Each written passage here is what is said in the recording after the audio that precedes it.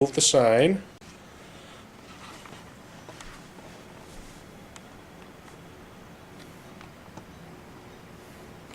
What does the sign say, Isabella?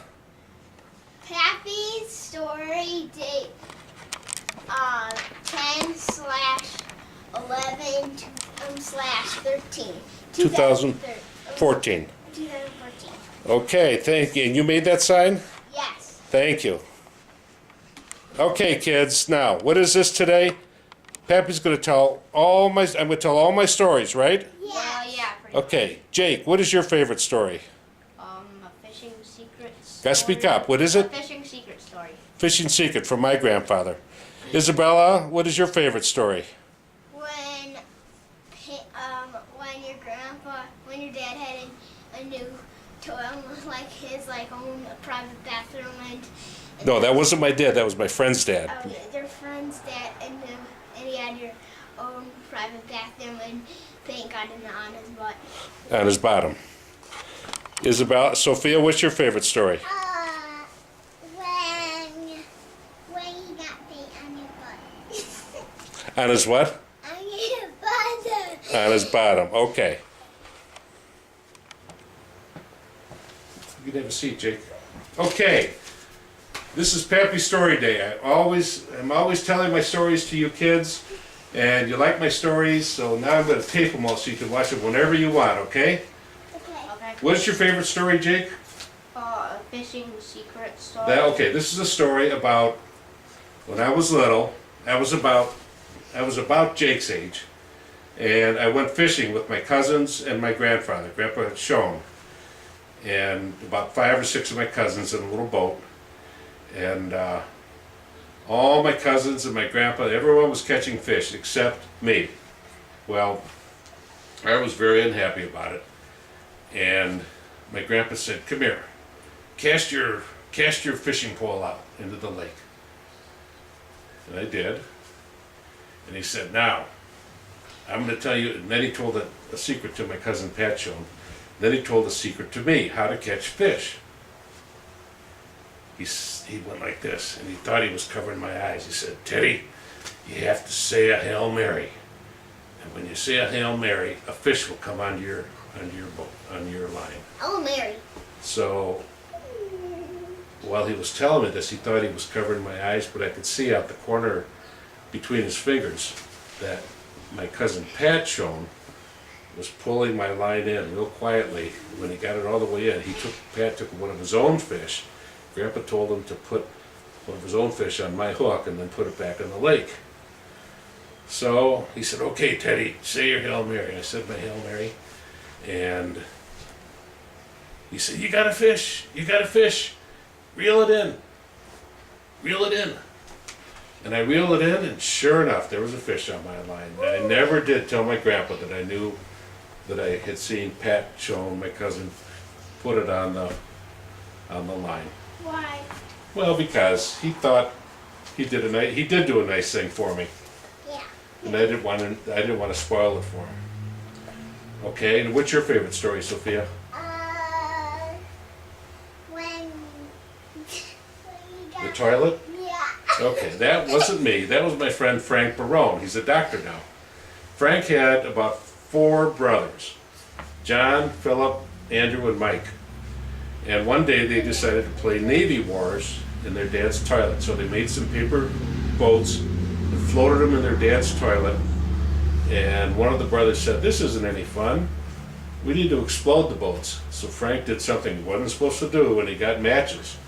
And he lit the boats on fire. And the fire was coming up from the boats, and the fire got so big that it burned his dad's white toilet seat. So they put out the fire, and they said, "Oh, gee, we burned Dad's toilet seat. What are we going to do?" And his brother John said, "I have a good idea. Let's paint it." So they got some white paint, and they painted the toilet seat, and it looked perfect. And their dad came home, sat on the toilet, and when he stood up, what was on his bottom? Paint. White paint. You okay, Jake? Yeah, I'm fine. White paint was on his bottom. And he got mad at Frank and John and Mike and Andy and Phil. Jake, was there something else you'd rather do right now? I know my You best sure? story. Okay. My best story is when you sat on a hamburger. Well, that wasn't me either. That was my friend Brad. Oh, He went out to dinner with his mom and dad and his grandparents. Went to a real fancy, expensive restaurant. And he ordered it was called a monster burger. Great big, thick monster burger. And it came, and his dad said, "Are you gonna eat that?" Brad said, "Sure." Brad was only about 8 years old, 4, 5, 6 years old, I don't know. The hamburger was that thick. Brad didn't know how to eat it, so you know what he did? What? He wrapped it in a napkin, put it on his chair, and sat on it. And sure enough, it smashed down to this size, and he was able to eat it, except he had ketchup and mustard and pickles all over his bottom. Jake, is there something you wanted to do? You want to do the camera? Huh? You can stand there and monitor the camera if you like. I want to. No, you stay here. Jake, are you okay? Yeah, I'm fine. Okay. Just Well, still- another story that you kids like Just is... still disappointed about the disc. Oh, well, we'll take care of that, okay? We went to, or my dad, when I was about 17, my dad had snow tires on his car. And it was springtime. And he wanted to take the snow tires out and put the regular tires on. Well, snow tires are regular tires, except they have cleats on them, like baseball cleats. They're real sharp, pointy steel Daddy, things, so they go through the ice. He's trying to pull up my shirt. Oh, yeah, don't do that. Come on, Sophia, don't do that. So my dad gave me $20. He said, take the car up to the gas station, to the tire store, and have them switch the tires. Put the new tires on, take the snow tires off. So I was on my way up to the store, to the tire store, and I thought, oh, wait a minute, I can do this. I know how to change a tire. So I went about a mile from my house and went around, and don't do that, He's trying to book and me. hid. And I jacked the car up. Hey, if you guys are going to goof around, No, we'll be able to she's do trying this. to Sophia, book Sophia. me. And I started jacking up the car. I was going to do it myself and keep the money. Well, I got the car jacked up, and I loosened the lug nuts on the snow tire, and I was just getting ready to pull it off like this, and the jack fell, and the car fell down on top of my hand, and on top of my hands like this, and the back of my hands were being stabbed by the cleats on the snow tire, and it hurt, and I couldn't move. Both my hands were stuck. So I was yelling, help, help, help me. Nobody could hear me because I was in a remote place.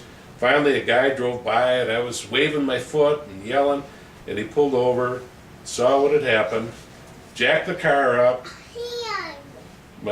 Jacked the car up, freed me, and I put the snow tire back on, and then I took the car up to the tire store, paid the tire guy the money, and when I got home, my dad asked me why there were holes in my hand. And I said, I don't know. Gee, that's strange. But from that day on, whenever my dad told me to do something, I did it the way he said. Except for one time when my mom and dad were going out to dinner. And I was in charge. I was the oldest, and I was in charge. And they said I was the babysitter. Wait, is that the motorcycle one? Yes. I And love my dad told my sisters, no parties, no one's to come into the house while we're gone. Ted's in charge. So, as soon as my parents left, my sisters got on the Why phones say you don't want no party? because they didn't want parties when the parents aren't home. My sisters got on the phones and called all their friends, and in 5 or 10 minutes, there was a huge party in the house, a bunch of kids in the house. And I thought, I'm going to get in trouble because I let them have a party. And I tried to make them leave, and nobody would leave. I was mad at my sisters. So then I thought, I know, I have a motorcycle in the garage. So I went in the garage, got on the motorcycle, and my brother held the front door open, and I drove the motorcycle through the house, chasing everybody out of the house, and they all left. I put the motorcycle away, and I was very proud of myself for solving the problem, except When I walked in, my sisters said, "You're going to be in trouble. We're going to tell Mom and Dad." I said, "You could go tell Mom and Dad what? That I drove a motorcycle in the house? They won't believe it. They won't believe it for a second." And my sister Peg said, "Take a smell." And I smelled motorcycle exhaust all through the house. What is gasoline? What is what? Gasoline. What is what? Hey, come on, quit goofing around, Sophia. What is gasoline? It's gas. Gasoline that you put in a car or a motorcycle to make it go. And when my parents got home, I got in trouble. Well, another time, when your mom and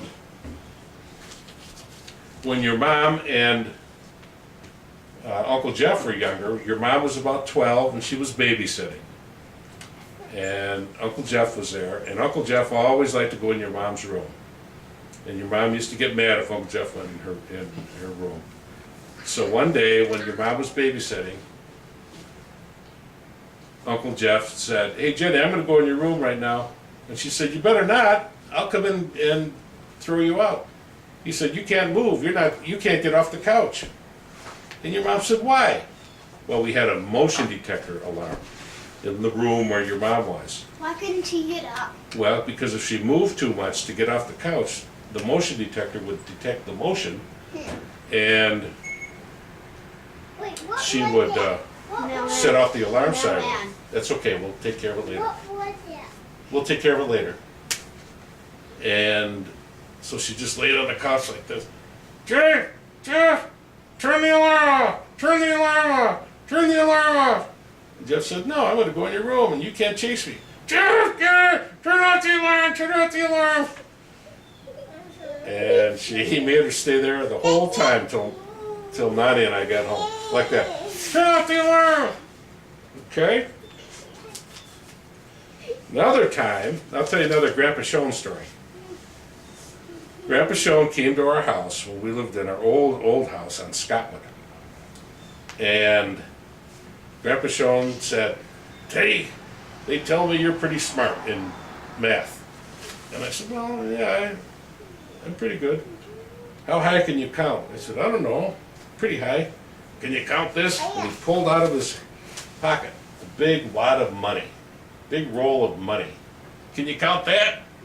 So I started counting. And I told him $797. "By golly, you're right. You're the smartest of all the cousins." That's how I became known as the smartest What cousin. I Hmm? built gasoline. You smell gasoline? Were you driving a motorcycle through my house? No, No. Why? because I was doing that and Why would you not do that? Tell the camera why you wouldn't do that. because I was not into I will obey. And when I go at God, I go. Okay, Jake, when the stories are over, then we'll do the commercials and the other stuff, okay? No, I don't want to do those. Well, another story, we used to have a dog. His name was Boots. Oh yeah. And Boots, we once taught him how to read. He was the smartest dog around. And how did I teach Boots to read? Don't do that around the camera, okay, girls? Okay. Well, I taught Boots to sit first. I'd say, "Sit, sit," and finally the dog would sit when I would say sit. And then I took a piece of paper and I put it in front of his face, and I said, "Sit, sit, sit," and he would sit every time I put the paper in his face. And then I started just putting the paper in front of his face without saying sit, and sure enough, that dog sat every time I put a paper in front of his face. So, Put it in front of my face and I'm gonna sit. so let's pretend you're Boots, so Isabella. The camera can't see And you. me. And you, okay? So I wrote the word sit on a piece of paper like this, and I would put the paper in front of Boots, and he would what? He would sit. So Nani and your mom and Uncle Jeff and I would take the dog out for, no, don't touch that because the camera might fall out. Took Boots out for a walk, and when we'd see kids, and they would, "Oh, that's a nice dog." I said, yeah, he's smart too, he knows how to read. And people would say, he doesn't know how to read. I said, watch this. And I'd take a piece of paper out of my pocket and a pen, and I would write the word sit on there, and I would put it in front of his face, and the dog would look at the paper and sit down. And the kids thought he was the smartest dog in the world. This. Sophia, get away from the do camera this. thing, okay? What did the dog do? What did the dog do this? No, he would just sit like a good, obedient dog. But that dog, when we first got him, Pappy, I don't want to be. Mammals are the smartest of the animal kingdom. Pappy Jake, Mammals always have been the smartest of the animal smartest of the animal kingdom, you're right. Okay, now, there's another story about Boots. Be careful, I don't want you to bump that, Isabella. And since our species was so big, we could actually hunt so much, and that way we got protein, and protein is good for your brain, and so we got smarter. Well, if it's good for your brain, you must eat a lot of it. You have a good brain. Hey, Pappy. One day, And he did it. yeah, okay, listen. Sit. Okay, one day, it was New Year's Day, and Nani was real tired, and she was sleeping. And you want to sit over here, Jake? I don't know. Your mom and Uncle Jeff came up to me and said, Daddy, can we get a dog? I said, well, I don't know. Pappy, look at it. Okay, I'm telling stories, Sophia, just wait a minute. Okay. I said, we could go to the pet store and look at dogs. So we went to the pet store and looked at dogs, and your mom saw a little dog, a little black puppy, a Labrador. I said, can we get this dog? Can we get this dog? I said, sure, we can get the dog. So we got the dog, and we named him Boots. And Boots was a nice dog, except like a baby, when he was teething, he had to chew things. And that dog, he was pretty smart because he could read. But when we would go to school and go to work during the day and leave him in the basement, one day he ate a pair of my shoes, ate the whole thing of shoes except for the bottom rubber part, The soles. the soles. The other day he tried to eat a chair, a lazy boy chair. He chewed up all the arms on the chair. And later on, Uncle Jeff loved that dog, but Bootsy used to try to bite Uncle Jeff, and he had sharp teeth, so we had to give him to a shelter. Somebody else got him. Let's see. Another time, the time when my cousins and my cousin Butch and his cousin Mike, my dad hired us to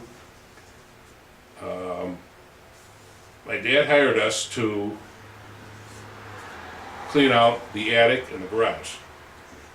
So we borrowed a truck from my uncle and threw all the stuff from the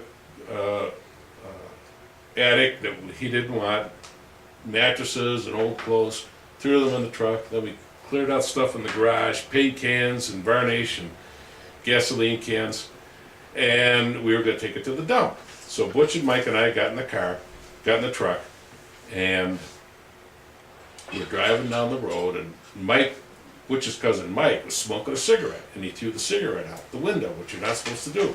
You're not even supposed to smoke a cigarette. But anyway, so we're driving along, and Butch said, Ted, we have a problem. I said, well, what's the problem, Butch? He said, the truck's on fire. I said, no, it's not. I'm looking right at the hood. The hood's not on fire. I didn't say the hood was on fire. Look behind you. And I looked in the mirror. Sure enough. You could have said the trunk's on fire. Yeah, the trunk of the truck was on fire, the bed of the truck. So we pulled over and pulled all the stuff, burning stuff off, and somebody called the fire department, and they came and put it out. When it was all out, we put the stuff back in the truck and back to the dump and got rid of it. But that could have been very dangerous. Very dangerous. And I have another cousin story, my cousin Kevin. Kevin and I were out one night driving around, it was the winter time, driving my old blue Buick Special, and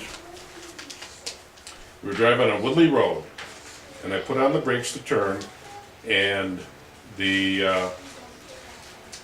car skidded and hit a signpost and put a dent in the car. And I thought, oh boy, my dad's gonna be mad at me for putting a dent in the car. So I went home, I dropped Kevin off, I went home and my mom was up. She said, what's the matter? I said, oh Mom, Dad's gonna be so mad at me. Kevin and I were driving around and I put a dent in the car. She said, oh, don't worry about it, he'll be fine. I said, no Mom, he'll be mad. She said, no, he'll be fine, don't worry about it. I said, all right. She said, just go to bed, you'll be fine in the morning. So the next morning, I got up, and things were real quiet around the house. There was 7 kids, and Mom and Dad, and usually it wasn't very quiet. And I asked my sisters, why is everything so quiet? And my sister Ann said, because Mom got up in the middle of the night, she was hungry. And she went up to White Hut and got something to eat. And on her way home, in the blue car, the Buick Special, she hit a street sign and put a dent in the car. And Dad's kind of mad at her, but he figured, well, that just happens. My mom took the blame for me because she knew that he would only be a little bit mad at her, but a lot mad at me. It was one of the nicest things she ever did.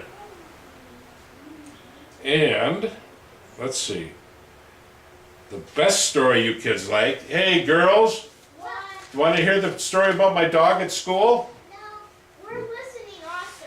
Okay. I used to have another dog when I was little named Pepper. He was a crazy collie. And Pepper used to follow me to school every day. I would ride my bike when the weather, during the spring and the fall. I'd ride my bike from Merriweather all the way to Christ the King. And Pepper would follow me. He'd wait for me outside the school. And then it was time to leave. I'd get on my bike and he'd follow me home. Well, one day, he followed me to school and he was waiting for me on the, he was waiting for me outside the door when it started raining. And I could see from my classroom it's raining outside. I thought, oh boy, Pepper doesn't like rain and thunder. He's going to be upset. And sure enough, that dog was upset. He was getting soaked and the thunder scared him and the lightning scared him. And he wanted to go into the school, but he couldn't. He didn't have hands to open the door. Well, the guy who delivered milk to school for lunch milk came and opened the door and held it open with a rock so he could bring his milks in. And when he held the door open, that Pepper ran into school, soaking wet. And he ran down this hall and down that hall and down this hall, making a big mess. Water all over the floor. The teachers and the principal started chasing him, and they were slipping on the water on the floor. And they were mad, and someone said, whose dog is that? And my teacher said, I think it's Teddy Kurt's dog. Well, she went to the PA system, the speaker, and said, Teddy Kurt, please report to the office right now. And I thought, uh-oh, I bet Pepper got in school. Sure enough. I went to the office, she said, your dog is running around making a mess. You find him. So I went through the halls calling, here Pepper, and finally he came running up to me and jumped on me and I was all wet. And I had to take him outside and the principal gave me a rope and I had to tie him to the bike thing so he wouldn't go back into the school again. And I got in trouble for that too. Now I'm going to tell a story about Tuesdays with Pappy. This happened a couple years ago. I'd have to find it. Tuesdays with Pappy. This was on November 22nd, 2013. Well, it happened, I'm sorry, September 18th, 2012. I wrote a story called Tuesdays with Pappy. And I wrote it from Sophia's perspective. And it says, hi, my name is Sophia Graffiti. I have an older brother, Jake, and an older sister, Isabella. Jake goes to school every day, and Isabella goes to preschool on Monday. Wednesday and Friday mornings, on Monday, Wednesday, and Friday mornings is when Isabella goes to school. Me, Sophia said, I stay home. My grandma, Nani, sits for us when Mommy and Daddy are at work. But on Tuesday and Thursday mornings, when Nani volunteers a lot, our grandpa, Pappy, takes care of us. We call those days Tuesdays with Pappy. Well, Tuesdays with Pappy are a lot of fun for us, including Pappy. Today, however, Pappy was a real trooper. As soon as he got here, Isabella wanted to know what he was going to be on Halloween. And Pappy said, probably in bed. But Isabella kept telling him he had to wear a costume or dress up like a character. She called it a character. He told her he'd think about it and let her know later. Well, Pappy had to check his blood sugar before he ate breakfast. And when he clicked the finger stick and a drop of blood came out, Isabella told him the finger poker acts just like a squeedo. Apparently she had learned at school that squeedos are flying bugs that land on your arm and drink your blood with their noses. Well, Isabella and I wanted to watch a movie, so he put Lady and the Tramp in the DVD player. He waited for the movie to start, but it never did. After about 5 minutes, he told us there must be something wrong with the DVD player. Isabella said, yeah, I know, it's broken. Pappy asked why she hadn't told him earlier that it was broken, and she said she forgot. I wanted to laugh, but I don't think Pappy thought it was very funny. Pappy decided to fix the DVD player. When he picked it up to unplug it, the shelf came off its brackets, causing the cable box and the Wii controller to collapse onto the next shelf down. Boom, boom, boom. Once again, I wanted to laugh, but once again, Pappy didn't seem amused.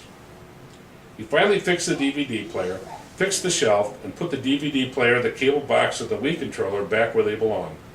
When he put the movie in, Isabella decided she didn't want to watch it after all.